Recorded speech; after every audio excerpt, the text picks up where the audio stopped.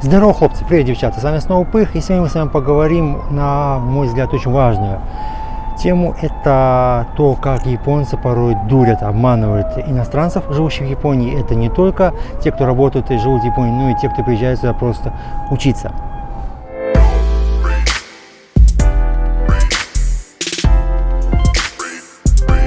Дорогие друзья, товарищи и други, как я вам уже рассказывал не раз, в Японии проживает довольно большое количество иностранцев, и порой японцы, причем не только молодые, но и пожилые японцы стараются различными способами нажиться на иностранцах, живущих в Японии. Сегодня я вам расскажу об одном виде мошенничества, который, кстати, практикуют в основном пожилые японцы.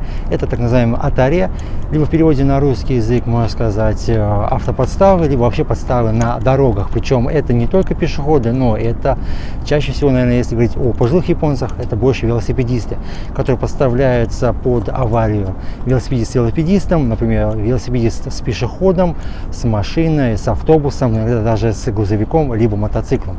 И расскажу вам я одну реальную историю, которая произошла с студентами языковой школы и которая понесла для них довольно-таки неприятные последствия.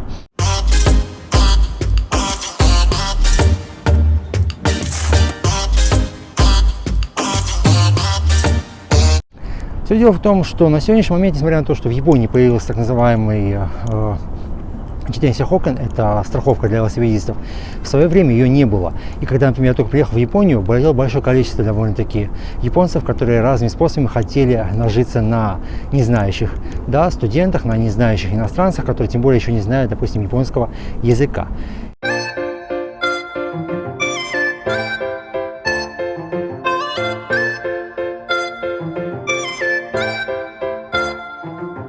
Что был за случай? Итак, два студента языковой школы купили себе два велосипеда, скоростные такие, эти дорогие, там по 100-150 тысяч йен, и гоняли по улицам Токио.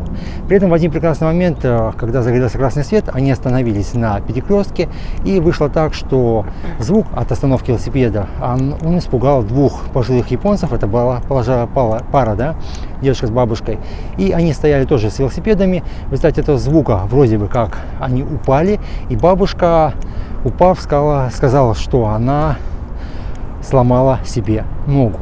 Реакция студентов была неоднозначна, потому что один из этих друзей просто-напросто не стал обращать на бабушку внимания и просто уехал. Другой же решил помочь, подняться ей и, можно сказать, был схвачен. То есть в последующем для него настало неблагоприятное будущее.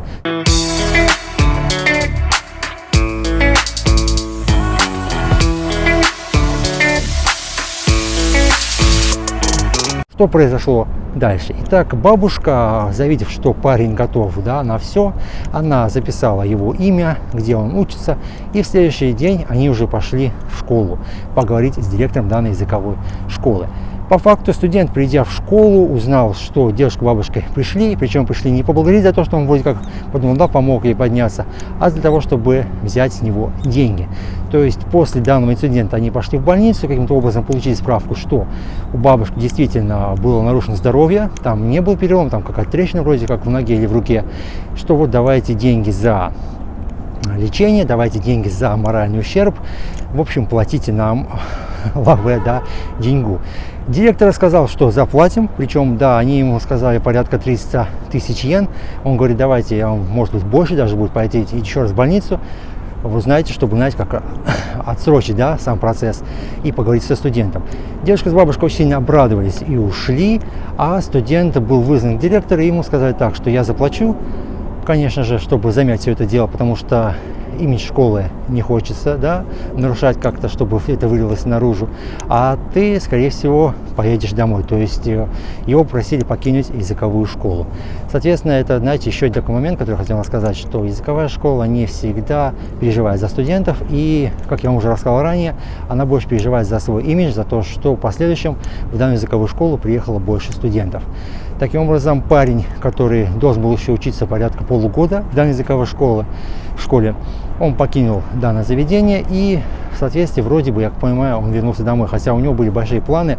Он хотел после языковой школы поступить в техникум японский и учиться на дизайнера. В результате не получилось, потому что у него не было еще на тот момент достаточно данных по японскому языку, не было достаточно навыков. Таким образом, ему пришлось распрощаться с мечтой и покинуть страну восходящего солнца.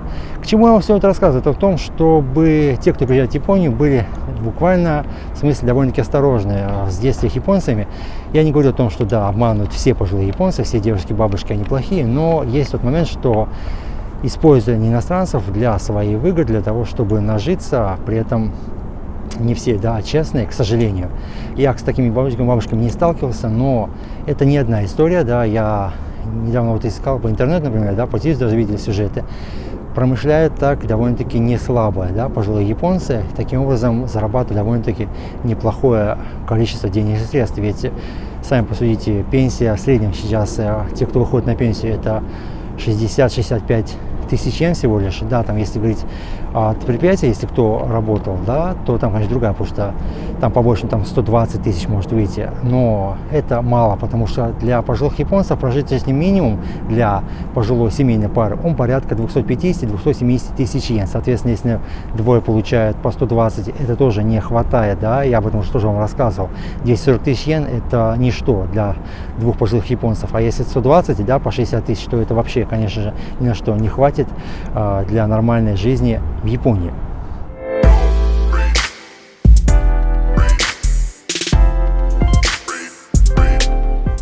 Дорогие друзья, на сегодня все. Если вам понравилось, ставьте лайки, оставляйте комментарии, не забывайте подписываться на мой канал. Я желаю вам удачи, не болейте. С вами был Пых. До скорой встречи. Пока.